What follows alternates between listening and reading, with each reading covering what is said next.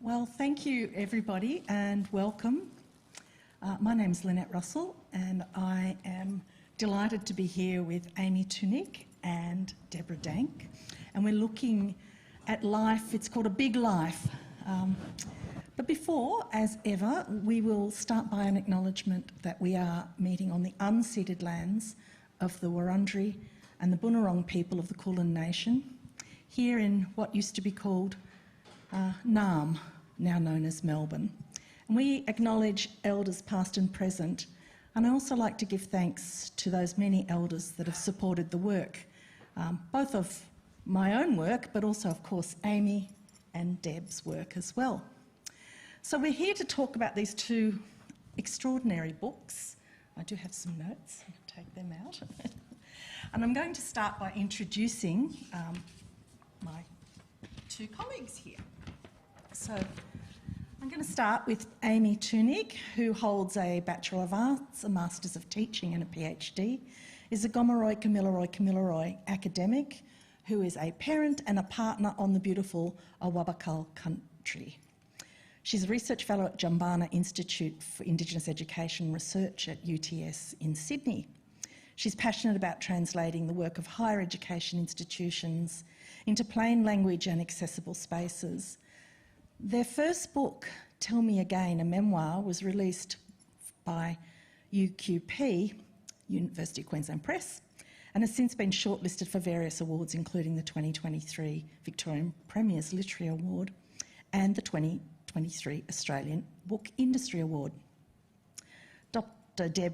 Deborah Dank is a Gurindji Wakia, I hope I got it right, woman from the Barkly Tablelands in Northern Territory. And for almost 40 years, she's worked in primary, secondary and tertiary education roles. She's a lifelong educator. She's worked as a classroom teacher, special ed educator, senior teacher, regional consultant, regional manager, and then senior lecturer, and now head of school. She's currently based at the University of South Australia. Her book, We Come With This Place, won a record 4 prizes at the New South Wales Premier's Literary Awards. This is unprecedented. I don't think anything like that's ever happened before. She won Book of the Year, the Indigenous Writers' Prize, the Prize for Non-Fiction, as well as the Prize for New Writing. Quite simply extraordinary. Congratulations. Now, I've got a few prompts for my colleagues here. The first is, I'm going to call this Words, Words and More Words. Deb, you in particular note that you love words, and Amy, you've mentioned the same in your book, a love of language, a love of words, a love of narrative and telling stories. Amy also tells the story of a grandfather who keeps telling you to stop talking. She's a good talker as well as a good writer. But it seems that words and language have played pivotal roles in your lives and obviously in your books. Can you tell us a bit about your use of language and in particular maybe the role of your own Indigenous language in your narrative storytelling process? And I'll start with you, Deb. Thanks, Lynette. I'd also like to offer my acknowledgement, the amazing place that we're at, and also my beautiful colleagues here coming this afternoon. I am amazingly privileged to have grown up on my country. My country is the Barkly Tablelands in the Northern Territory, and so I grew up on Wakaya country, and Wakaya country is my mother's people's country. But my grandmother, my paternal grandmother, escaped a massacre, and so my dad was born on Wakaya country, went through Wakaya ceremonies. So, and that's where I grew up. So I had this really amazing kind of relationship with my own language, but also with this other language that has also become my own, because my dad didn't read or write English. We thought that he spoke English really quite well, but apparently he didn't. And my mum spoke the Queen's English. So this continuum of language was normal in my family, and I was a correspondence kid, precursor to distance education. My mum taught me, so, you know, there was no such thing as wagging. But the great thing about being a Coro kid was that all of the classes, all of the lessons were contained within one booklet. So for the entire week, there was one book, and I'd do that on Monday morning, and that meant that the rest of the week I was gone with Dad.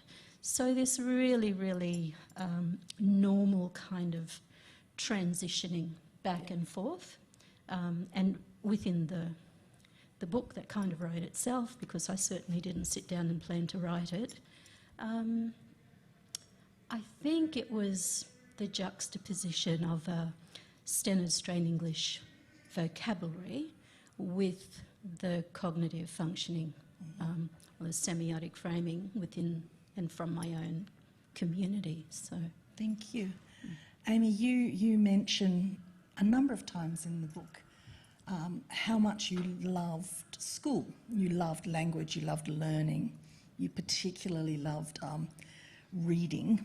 And I like very much the point at which you said nobody would have been surprised that you went on to do a PhD in literary studies, because you're really you've always been passionate about that. How does that then frame the writing of a memoir, which I think it's important to note is it's not an autobiography, it's different to that. It is a memoir, and of course it's your truth. So would you like to tell me what role language played? Yeah, I did love school. I love being told I'm good at things and I was good at school. Those systems were ones, I like clear rules, boundaries, late diagnosed autistic, so also hyperlexic, so could read really well at a young age. So those things weren't hard for me and it made sense. And if you've read my book, it was such a chaotic home life in so many ways that the predictability of school, which is detrimental for a lot of people, like it's not something that actually suits many people, was really good for me in that I could achieve within it. But in saying that, like as an education scholar, I'm reflecting on everything that Arnie just shared about that contrast of getting the work that needed to be done to be fulfilling those Western framework requirements within a day, and then spending the rest of that week on country with family. Like really that's the ideal. Like when I talk about praise for my experiences at school, I'm not praising the experience of school, it's simply pointing out that for me and with what I was living within, the consistency of going to a rigid space with mostly kind teachers and following, you know, the bell would ring at the exact same time every day, was very soothing to me. And a lot of that is autism in action, the more I understand autism. But it meant that I ended up with tools that other people in my family didn't have. And one of the things that really frustrates me about the academy, being a scholar myself and working in higher education as an adult, is I grew up being told that I overthink and that I talk too much. That's a scholar. But no one in my life knew anything about research, or like if in a different environment that those skills would have been framed up differently. And I do sometimes mourn that loss of opportunity for people in my family. My mum loved shows like Letters and Numbers and The Chase, and those shows that were constantly challenging her knowledge base, and she loved studying at places like TAFE because, you know, it's quite accessible and affordable, and she could do well in that. I think had my family had the opportunity, there would have been many scholars within it in that framework, but instead it went really unrecognised because they didn't know. Like they didn't know that you put those things together, and that's a career. Yeah. And can I? Yeah, please. Sorry, my mum was 15. She turned 15 just before I was born, and until the day that my mum passed away, I could ring her and say, "Mum, axiology. What does it mean?" And she'd say, "Oh, that comes from, and in this, you know, in this form, it's an adjective. In a sentence, it looks like this." She sat for scholarship in Queensland. You know, my mum is Aboriginal, and she scored 100% for mathematics, 100% for English, and in her words, failed abysmally at geography, the third subject, because she only got 85%. So, you know, these people with this amazing ability that continues, I think, in so many places to go unrecognised and is invisibilised. Yeah. It's pretty phenomenal stuff. It reminds me a little of a number of years ago I was doing some work with Fraser Island Butchulla, now called Gari, and this particular elder had told me something very important, and I had recorded it dutifully, and I sent back the manuscript to her, and she said, well, a split infinitive is entirely appropriate in spoken language, but it's not appropriate in written language. And chastised me. And I was quite taken aback by that, because I wasn't even sure what a split infinitive was at the time. Anyone who gets me to mark their essays knows I know all about split infinitives now. I'd like to ask a little question around, well, it's not such a little question, around protocol and ethics. I know when I did my own memoir a number of years ago now, I really struggled with who to ask permission from and who to consult. And I certainly consulted up, so I consulted my father and my grandmother, who was very much at the end of her life. But I didn't think to consult down, as I was telling Amy the other day. I never thought to talk to my kids about it. Didn't occur to me that they might have a stake in it as well. And I'm just wondering, in terms of protocol and the ethics of telling the stories, because as I said, these are both books about truth-telling, but I think it's also important to say it's your truth, and it may not necessarily be the truth for others, and maybe that's something we could have a conversation about. So how about you start with your protocols?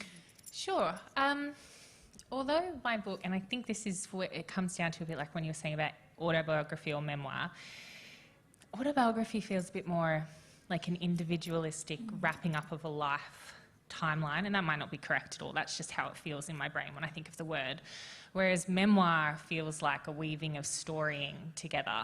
And although my memoir is my memoir, I think my identity sits in a tricky spot, because I'm not the one who's been to jail, and I'm not the one who has battled for a lifetime with heroin addiction.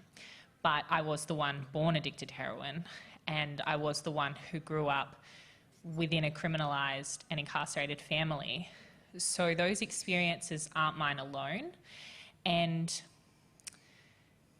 it puts you in a tricky spot. So when I started doing media, which links to me then writing the book, I would find myself on panels like The Drum, where although I was on the panel because of my formal qualifications, topics like foster care would come up, and I have had run-ins with the, what do they call it, the not family justice system, but you know, like with that system. But I've also been a foster carer for several years, and I'd find myself going like, oh, like I don't know how to speak on this, because I have the stories, but do I have the right to share them?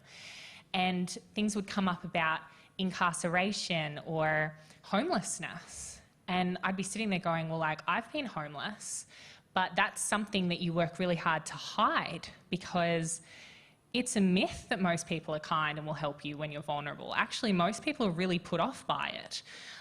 There are kind people out there, but if people know you're vulnerable, you're more likely to be targeted. So if I spent my whole life training myself to not share, but I've now got this platform, this position of power and in a way privilege, how do I speak to personal experience? And there were a couple of instances where I talked about being somewhat of an abolitionist and being kind of mentioning without kind of being specific, because I didn't want to be like, my dad's been in jail, because my dad's still in the workforce, and that's the kind of thing where you lose jobs, and he is a contractor. And you know, with things like mental health and addiction, again, I didn't want my dad to lose his job. I didn't want him to then face that, you know, and the same man who's like, my daughter's on television, well then they watch it and, you know, I've dropped him in it. But at the same time, one of the things I was facing from a very, very, very small number. What kind of bug is that? Oh, it's right, it's a fly. A very, very, very small number of people who didn't know me and were mob started saying that I was talking outside of my lane, that I had no right to talk about these things. I had one person accuse me publicly, without naming me, but everyone knew it was about me, of plagiarism. And I went to that person directly and I said, "Why have you accused me of plagiarism?" And they said, "Because you're talking about being an abolitionist and you don't cite the scholars." And then it clicked. I was like, well, because you have this as theory. I have this as dining table conversation. So excuse me that my mother made me speak the King's English, and you've mistaken my code switching for being raised privileged, but also, there's no kids in the room, go fuck yourself, because you were raised in a way where you were aware of, but you didn't personally experience this. You went and you learned about it at university. I haven't read those abolitionist theories, so I can't cite them. And it's getting really difficult to walk this line when my dad's giving me over coffee, encouragement. Yes, speak out about this, but I don't want to drop him into it. And so I had started doing some public essays and things, but not about my the intensity of what I'd kind of lived through, when Aviva reached out and was like, "Hey, have you ever thought about writing a book?" But it wasn't a book about a memoir. We were going to write something else. And I was at this point where I was like, no one can see that these have been my experiences, and I don't know how to share them without risking myself, risking my mum, my dad, my siblings. What if my siblings don't want people to know this? What if it ruins their standing in different places, or people start thinking we're shady? Because that happened to us so much as a kid. We were, tarred with the same brush. And so I pitched to Aviva, I want to write a book about what it means to sit in this space where I try and make the right decisions, and I want to share, and I want to build up community, and I want to do good work. But I'm full of trauma, and I've had such intense experiences, and I want to formally sit down and do this. And so I didn't write anything without getting consent from my family members. I sat down with my dad. I said, "Dad, every time I go on the drum, I'm getting attacked by this tiny group of people who are lying. They've never asked me. They're saying, oh, Amy was a silver spoon, or Amy went to a private school, or, they're trying to dox me and they're getting information wrong. But also I'm having to deal with white people in the academy or in the media space, or when I'm at things looking a bit flash, that make awful comments to me about people who have these experiences because they don't recognise me as one of them. And I want you to have the credit as well for some of the good things that I've had, and I want to challenge that." And it was really hard. I'd never talked to my parents about the fact that they'd kicked me out. I'd never talked to my parents about the times that they'd let me down, like as an adult, because you don't talk about those things. You do your best to pretend none of it happened so that you can keep knowing each other. But I asked them, and I was really scared, and Dad said, "I think you need to write it. I think you should." And Mum I was more scared to ask Mum because I really wanted to mention my brother who had passed away. And she had for years denied that I had a baby brother who had died. She told me I dreamt it. So going to her and being like, "Can we stop pretending? Like, I know it's so hard for you, but can we talk about this properly?" And they were fully supportive, and I then had to talk to my siblings about it, and we had to come up with agreements. So my siblings all have pseudonyms in the book, but my dad was the opposite. He wanted his full name because he's not on my birth certificate, if you've read the book, and it really bothers him that 6 or 7 generations down the line, I've done all these shiny things and no one will know it's attached to him. But we did that. But then, I write about sexual assault. I write about experiencing domestic violence in my 2 first serious relationships as an adult. And I did not ask their permission. I was like, "You're lucky I'm giving you pseudonyms." So it was very mixed, but I think it comes down to purpose. Like, for me, I recognise that my experience isn't being incarcerated. It's being the child that would travel to go into the jail. It's being the child that was scared. It was being, it's different. And that's a slightly more privileged stance. So I wanted their consent. Seeking this consent is obviously the right thing to do. How anyone could imagine the experiences you went through as any sort of privilege, even though you might think it's a slight privilege above being incarcerated, it's a pretty, it's quite a traumatic read in lots And of yet ways. there were people on Twitter saying that, and it was very stressful. What about you, Deb? Did you seek advice or permission for some of the stories? You know, the most difficult part around an ethical process, because this is one half of my PhD, it was the jolly process of the university. You know, going through that process to complete ethics applications is just so onerous and it's ridiculous.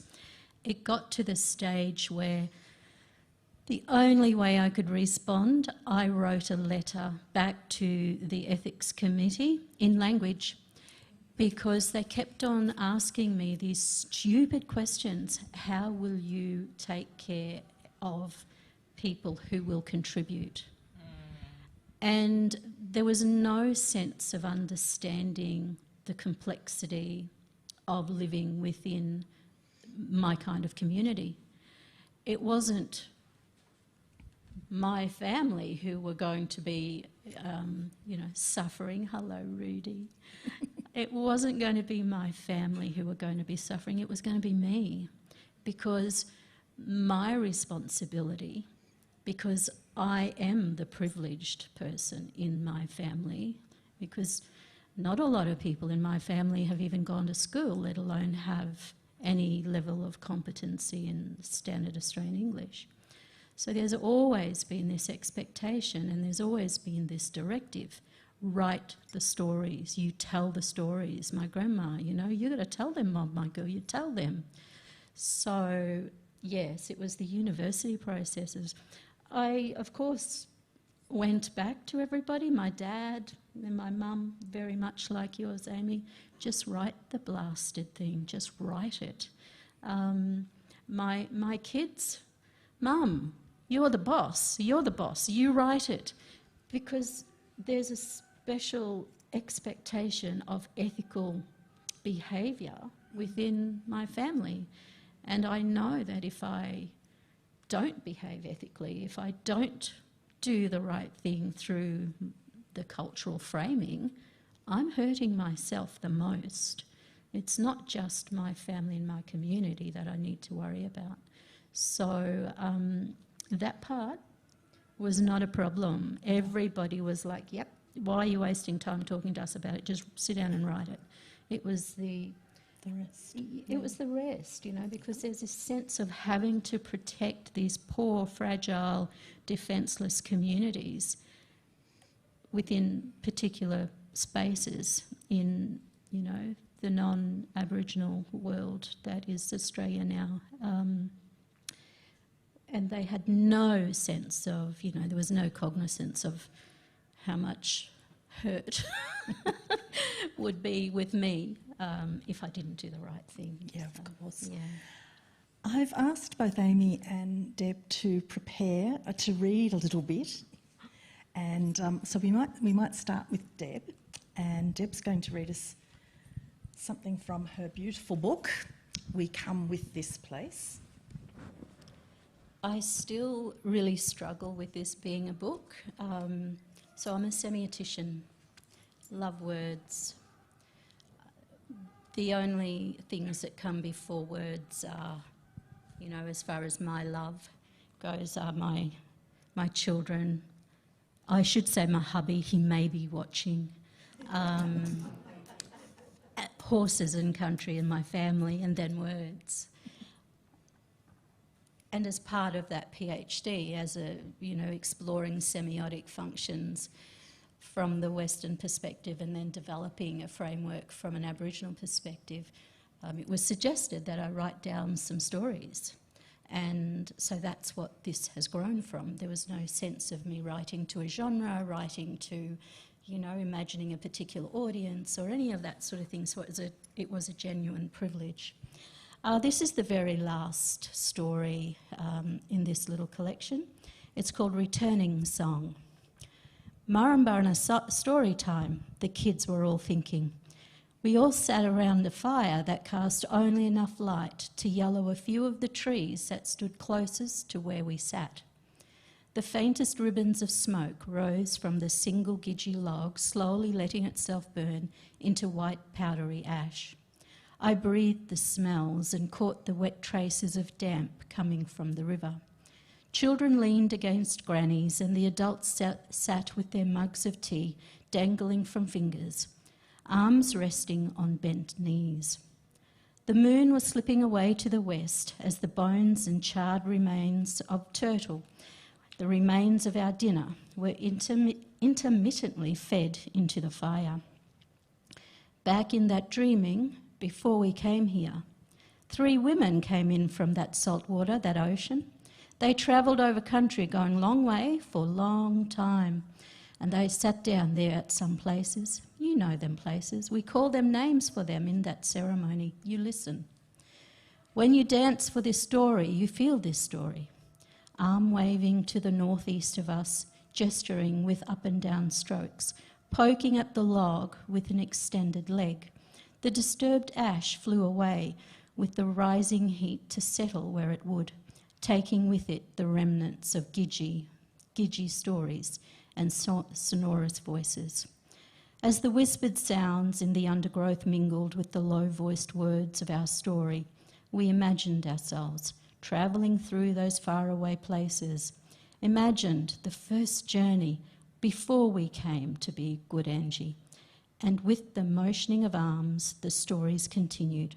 And with us, as Good Angie, sitting at the fire, traversing time and space through memory, with and of our forebears and our country. They travelled down over that dry country, all the way down past Elliot, through that desert country, and then over that way near Tennant Creek. They were looking for this thing, like this feeling, so they only sit down there for a little while, resting, you know. Then they travel again, long time, long way, looking this way, looking that way, in that dry country, that big gidgee place. They turned around, then near that big hill there in the middle, they turned around, they started to come back up this way, travelling, sometimes sitting down, sometimes dancing, sometimes making fire. They was thinking about something, they was thinking about a feeling. They was thinking about that big water they come from. They were starting to get sorry feelings for that water where they come from. They was looking for that salt water, Mankuchba way. Smooth, sweeping, outstretched arms, hands making short circular patterns, and we imagined ourselves moving through the boulders of the South Country. Fingers flicking and brushing against a smooth fabric-covered leg, and we saw the Plains Country. Fingers flicking and brushing in the dust, making small eddies rise and settle into skin. Feelings and knowledge settled within us, and like a splinter under fingernails, we remembered the sorrow and the pain of that journey. We remembered. Thank you so much, Deb. Now, Amy, you're going to read. I am, but can I just flag with the tech person that's playing on their computer right now, your screen and our screen is the same, and I'm enjoying seeing what you're shopping for, but it's stressing me out a little bit, so can we turn this screen off, or something? Base plates? So I finished writing this 2 years ago, I think was when it was done and left with UQP. And I was just thinking, when I was like talking before about, you know, some of the big feelings and circumstances that led me to being like, you know what, I am going to do it, even though it's going to feel like a risk and it'll expose me and stuff. And I don't feel angry anymore. Like, I feel like that's a memory now. And a lot of the trauma in this book, they say writing things down is cathartic. But I've always been very sceptical of that because, in my experience, if you write things down and people read them, they'll use them against you. You know, like, it's like journaling, bleh, like, no thank you. But it has been so cathartic. And whenever I've been asked to do a reading, I had a reading that that I would do. And myself and my publisher was here. We went from back to front. We can't find it. It's in here, but we can't find it, which I'm going to take as I need to find a new reading. I think I'm in the new season or something. I don't know. I have to sit on that. But it's very odd. We both went through the book multiple times. So I'm just thinking what one to share, because a lot of this trauma, reading it is re-traumatising, because I have built such a beautiful life, and I don't live in this pain.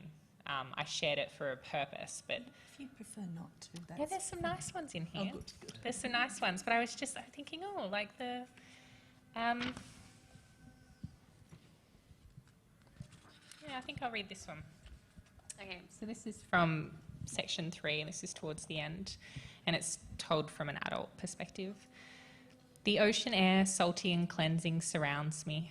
Waves of dragonflies cross my path as I walk with intention up and down the sloping pathway that leads from the ocean baths to the beaches. I find myself wondering if their fluttering wings are ancestors and country reaching out to surround me, or if it is simply dragonfly season and these pathways were built clumsily in their flight paths. Perhaps it is both of those things simultaneously. Today was too much before it even began, so I cancelled work, put on my runners and headphones and came here. Here where we played and walked and explored as children. Here where the surf festival happens every year, an annual tradition our father marks by adding another festival branded t-shirt to his collection and telling us all of his glory days riding waves. It's also here where the police officer rode past us as children and turned around to accost us, 3 sisters, aged 15, 10 and 4, because 4-year-old Taylor had stuck her tongue out at him as our paths had crossed. Apparently the tongue of a small child was far too offensive to his sensitive ego to let go, and so he had aggressively turned around on his pushbike and sprayed us with his rage and rebuking before turning again and riding away. His words lingering like the salt and heat that day, and I think of his anger every time I walk across this particular intersection of beach and road. I'd felt so intimidated by this grown man, weapon on hip, height well above my own. I'd watched my older sister, Lisa, be composed, quiet and submissive to his rage. I wanted to argue with him, tell him to ride on and get over it, but knew to instead follow her lead. She was calm, just nodded, and assured the officer she would chastise the preschooler. He rode on and she told Taylor, "We don't stick our tongues out at officers." I watched and listened and would go on to unpack those lessons and dynamics for years to come. Even today, Lisa's the only one of us 4 kids who adamantly refuses to get an ACAB tattoo, though we younger girls have tried to convince her. And then it goes on to share a cop assaulting my older sister Lisa quite violently. But that little tongue sticker outer is now engaged to marry into Deb's family, to Auntie Deb's family. So it's quite beautiful the way our lives all intertwine. Wonderful. It's such a privilege to hear an author read their own words.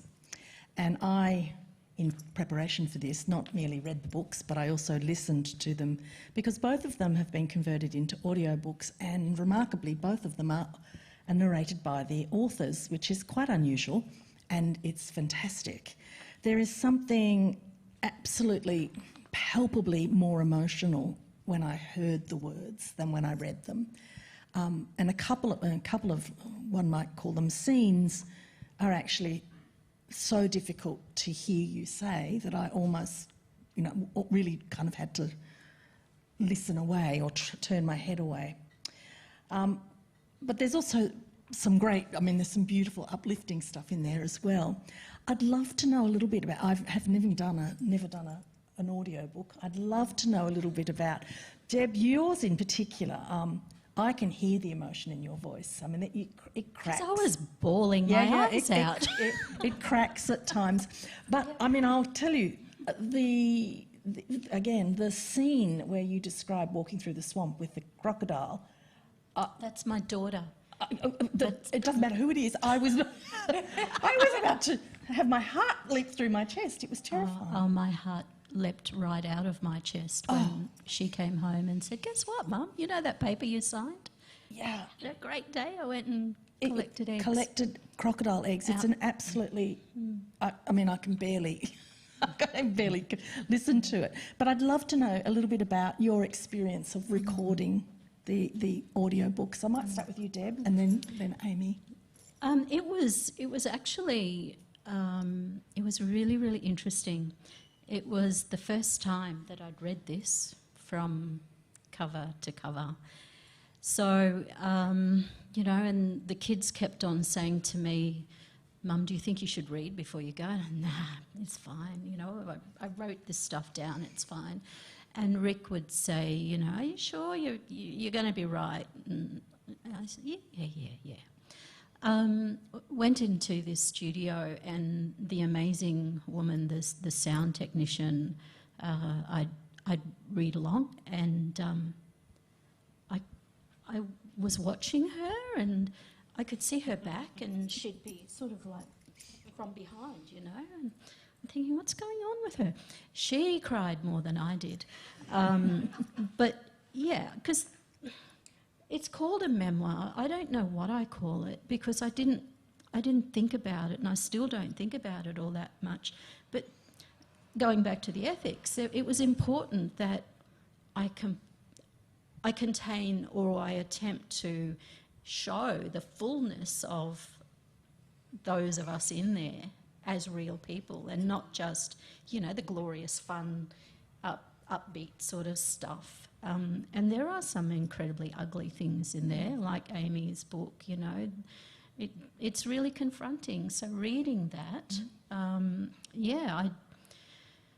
it was really interesting, and I'd be waiting for the sound technician to say, "Oh, yeah, we might just do that again, Deb." But no, it was like, "Oh, that's great, there's so much emotion in there." I'm thinking, yeah, of course there is, because I'm bawling my eyes out. So, but an interesting experience, very interesting. Fantastic. Amy, not dissimilar. Yeah, my mum had just died. So I was I feel like, so now I'm a crier. I cry.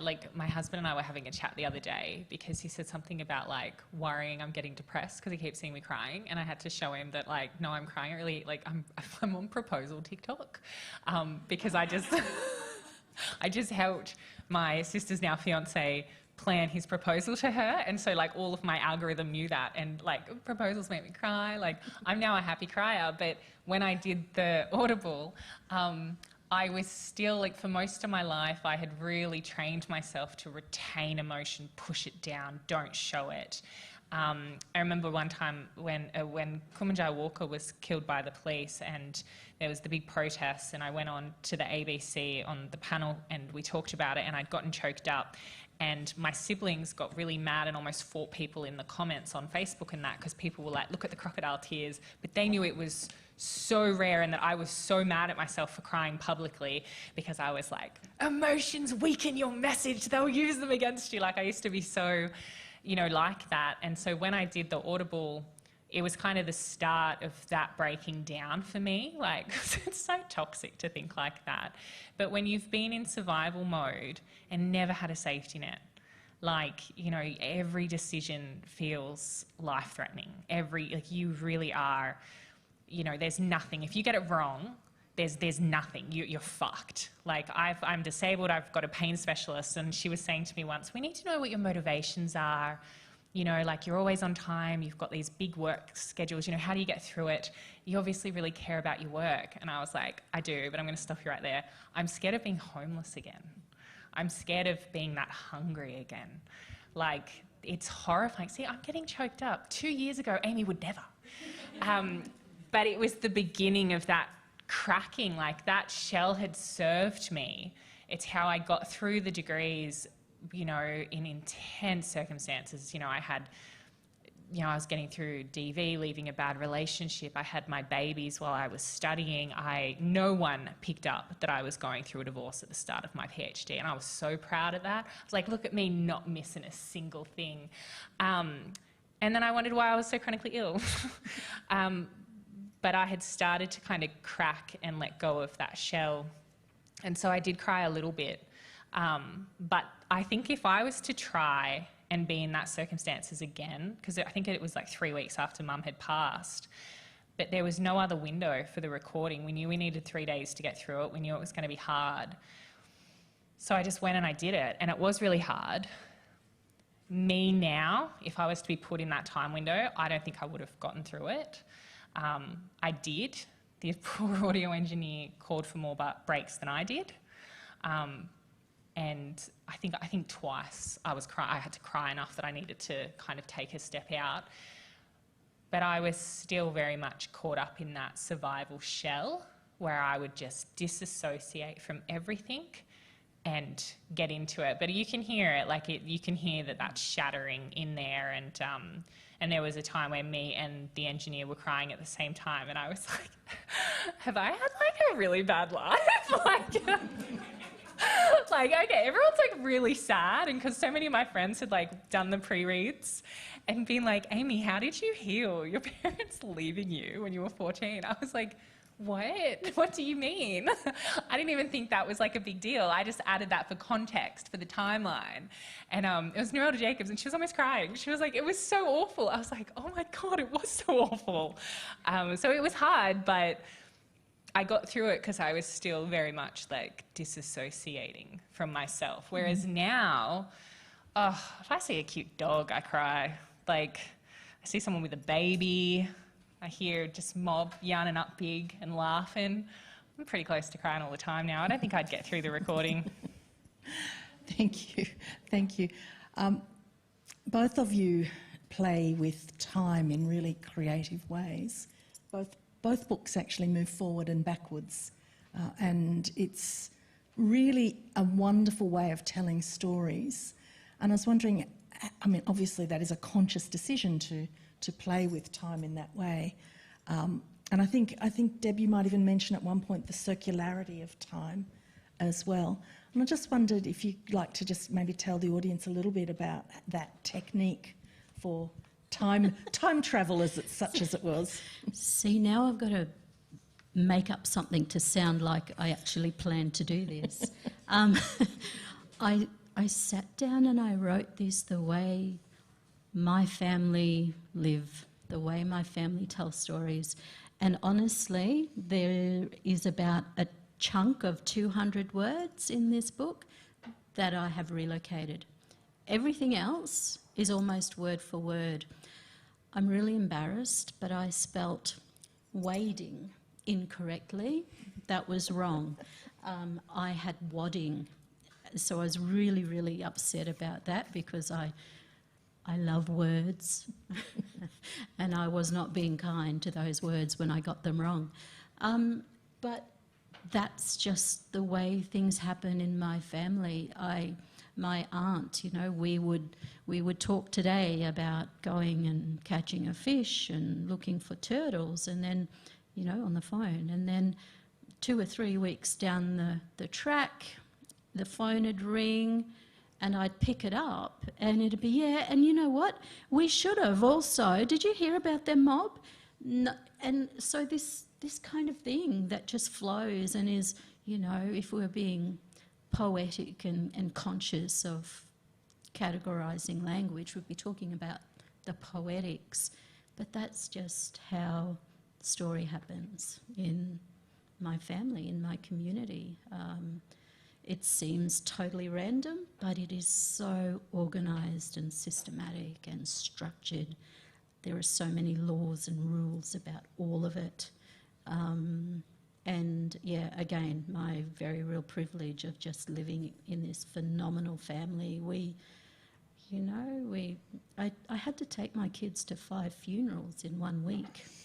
And the way that you cope with all of that, the way that we cope with our country being fracked, is by just this ongoing real strength in having real conversations with people that keep you grounded and keep you sane and keep things in perspective, I think. But yeah, there was no plan. There was no plan. So many of us don't have a plan. Other than the divine, yeah. and I know God and she is black, so let's be clear about that. I don't have a plan either, and I wonder if memoir means living memory. It lives the way it does in the book because this is how it lives in me. And, you know, people will say, oh, the way you were able to write like a child. Yeah, because I experienced it as a kid. Like, I wasn't being clever.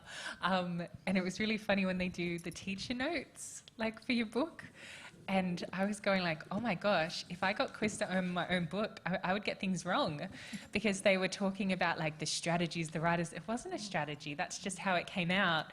And I was really fortunate that I had supportive editors like Yuki P were great, because at the start, we had these conversations like, well, is it chronological or, and I was like, I don't know what we're going to call it. Like, but this is how it is. And I'd send them to Aviva, and Aviva was great. And I'd be like, I'm going to send you like the full memory, but please know I'm going to scale the violence back, probably 30%. And then I would like go in and I'd pull things back, because I'd be a little bit conscious of the reader. Like I'd be like, oh, like I remember going to Dad's one day and being like, Dad, I don't know how to tell you this, mate, but my teenage years were fucking awful. You're not coming off great. I need you to like, I cannot make a reader read this. They're going to be so sad. And we sat at his table for like an hour trying to think of any redeeming storying to put in there. And then when he was like, sorry, I got nothing. I was like, okay, it's not me, I'm not being unfair. And so I was just like, it's just gonna suck. Like the middle section's just really rough. But that's how I lived it. And even when I tried to employ strategies, because I'd think, oof, you know, that's a chunky mouthful to get through, we'll give him a little sip of water. No one in the family could find water. They were like, sorry, you just had a really awful time. And that's the way it was. So that's the way it went in. And so when I do hear people talking about, you know, the strategies and the way I mucked around with time and that, I'm like, yes, that is, thank you. Like, love that praise. But that's the way it lives in me. That's the way we experienced it. So that's the way it lives in the book. We were going to have a Q&A, so someone's got a microphone. If anyone in the audience has got some questions, I've still got loads of questions if you run out, but anybody in the audience would like to ask a question of Amy or Deborah?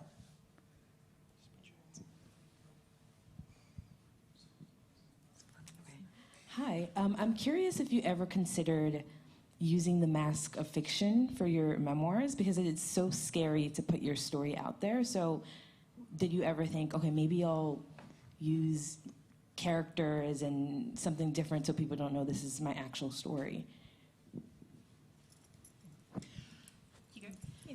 No, never occurred to me. And I think it goes back to that idea of how ethics looks in my family. It would not have been respectful to my family. And, you know, my grey hair means that I'm not so much involved with social media.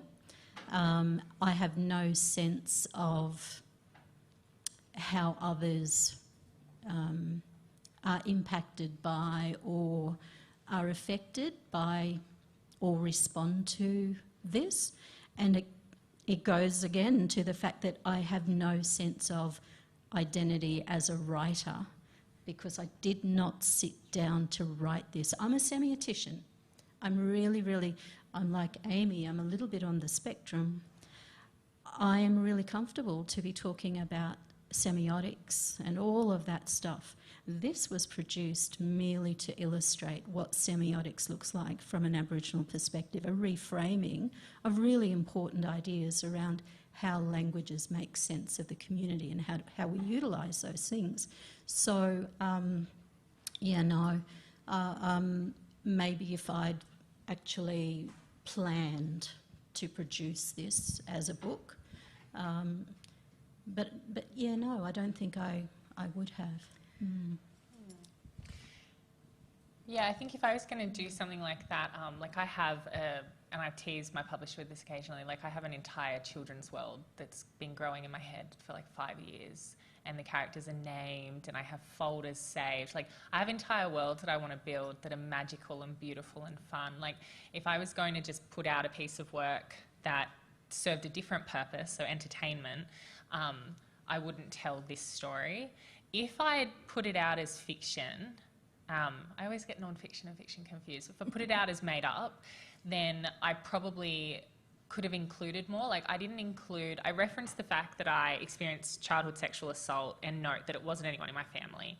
But I don't write about the assaults because I haven't dealt with them yet emotionally. Probably could have written it up if I was writing it like fake. Like, I know all the storying, I know all the memory, like it's there. I probably could have done that. And I think it just would have resulted in like trauma porn. Like, it would have just been a book of like, my actual amount of trauma is like really bad. Like, it's even worse than what's in there. And I could have been more honest about like the violence in that adult relationship was so much worse than I put in there. But I scaled it back. Like, I also didn't want to be called to be on every DV panel. Like, I don't want to be pulled into that. Like, that book serves a purpose, and I just needed enough to be in there to bust the binary a little bit. This idea that if you're successful, you have to have come from a supportive system, or you have to have completely obliterated your relationship with those people. It's too hard a binary. It's too false and not representative of those of us who love people who have been incarcerated, who are people who have been incarcerated. Like, it's so much more complex than that. And I think people are only going to pay attention, sadly, if you pair that storying with, and now I have a PhD, and my husband's Australia's favourite son, Luke McGregor, the comic, and, you know, like all these lovely, happy things. You have to be shiny. Like, if I had addiction issues, this perhaps wouldn't hit so hard. Like, you need to be, you know, like the perfect victim, you know what I mean? Like, you've got to be the shiny example. You know, I'm light-skinned, I present very femme, I'm a great mum. I have custody of my kids, I haven't been incarcerated. Like, I'm a shiny example, and it contrasts with that, and that's all gross. But for this to hit, I think it needed to be attached to me. If I just tried to sell it as a story, people would be like, why do you want to make us sad? Do we have any other questions from the audience? There's one over there.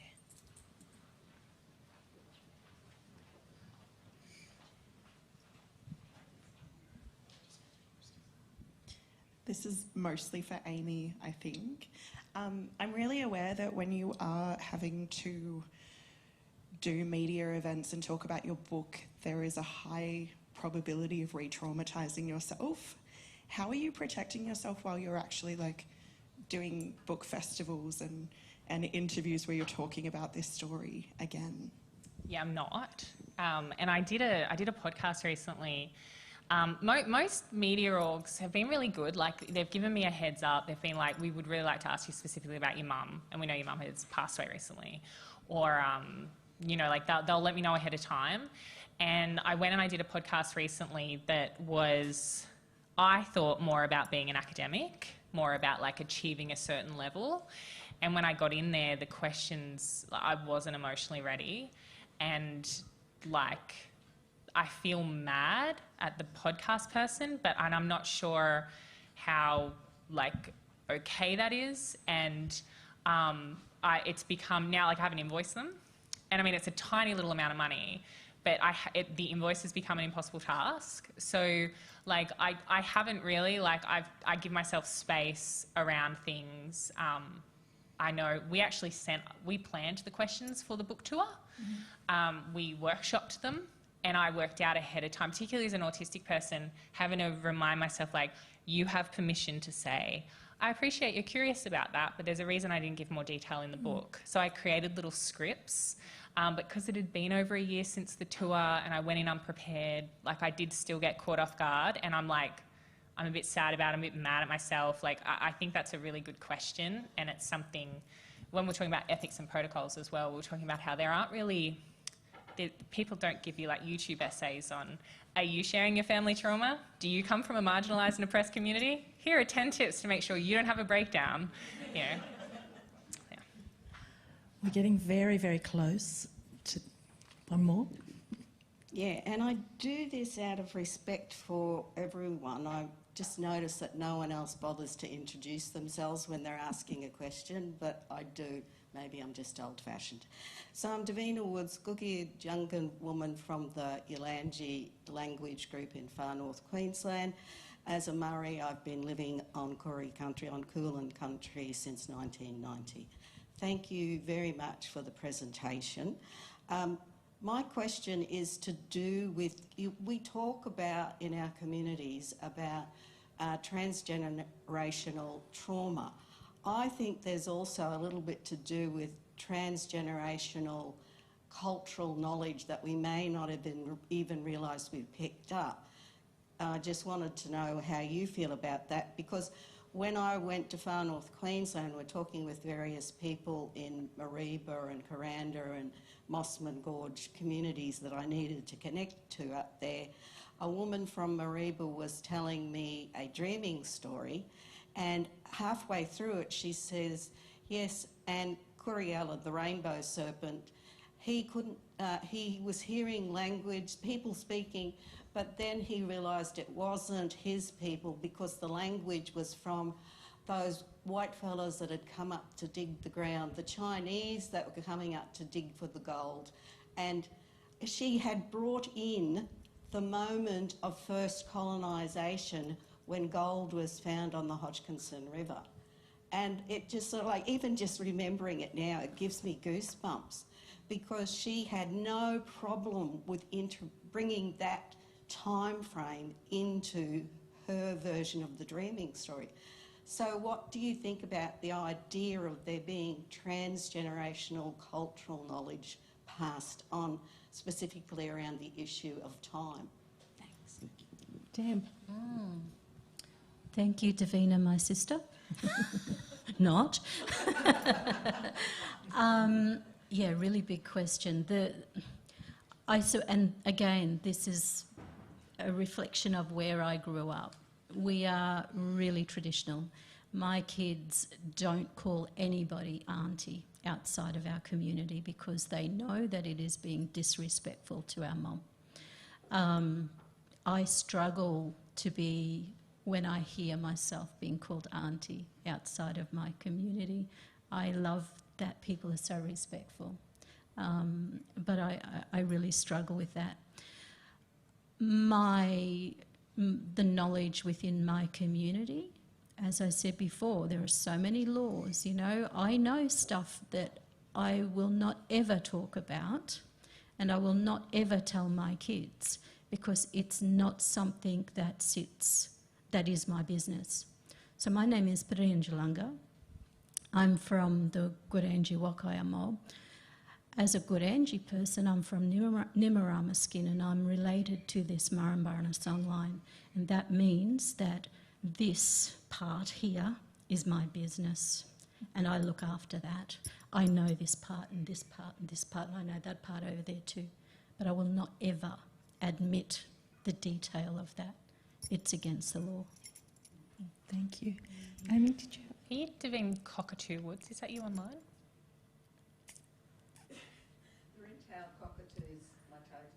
Okay, I know you without knowing you.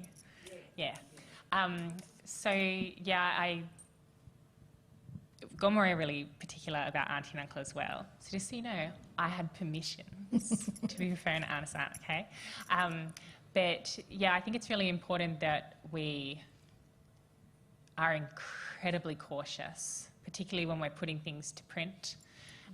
One of the questions when we were out on country last year or the year before, we were talking about how wonderful it is that more mob are moving into the space, and not only that, but mainstream are getting an appetite, I'm using that word on purpose, for our stories. However, we have to make sure we're moving cautiously when we're thinking about what we're feeding, and asking ourselves, why are we sharing this? What is it adding? And also, is it going to be protected when we put it out there?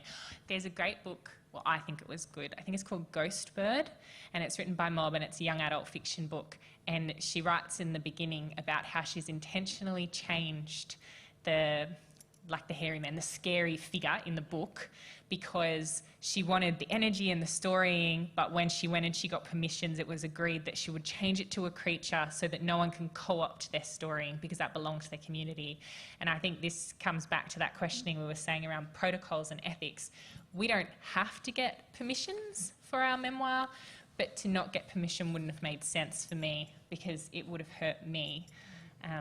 So yeah, I think that's a really important thing for us to be reflecting on as we move into the space, and also to be asking when we're seeing certain things come up and be storied and be shared, like, are we even allowed to hear it? Sadly, that really does bring us to the end. I think I just dropped something. Thanks, Deb. I want to encourage you all to read these two extraordinary books, and I'd even encourage you to listen to them because there's something quite magical. Cry with me. Cry. Well, I did indeed, I must say. I also cringed and shook and became angry. I think one of the things we didn't get a chance to touch on, which I think is really important, and that is both the covers of these books are very beautifully done and they're very unique. Deb's is done by her daughter and Amy's is an amazing photograph of her, and she can talk about that in a little moment. But I also wanted to just mention the titles of these books. Deb's, I think, such a clever title. We came with this place, not from, with. With is doing a lot of heavy lifting in that sentence, and I love that. You know, that is actually, you know, ethical behaviour again. That's actually a direct quote of something that my then 5-year-old son said. You know, he was, if you haven't read it, he was relating, I was doing the mum thing and growling at him about having taken off his shoes. And I said, you know, you're going to get bindi eyes. He said, Mum, my feet know this place. They're not my feet, I'm borrowing them. My feet, they come with this place. Beautiful. They're going to be here for a long time in the future. They've grown here from a long way in the past. Thank you. Unfortunately, I'm getting a time sign, but I want to just quickly say Amy's Tell Me Again has that kind of childlike, tell me again, what happened, tell me again, and it's beautifully done because... It's short for Tell Me Again About the Night I Was Born. Yeah, tell me again about the night I was born. But it's something that just resonates through the book from the first, literally the first sentence to the last, tell me again. So I'd like to take this chance to congratulate Amy and Deb on 2 extraordinary memoirs, and I would like to thank you as an audience for your participation today. Thank you. Thank you.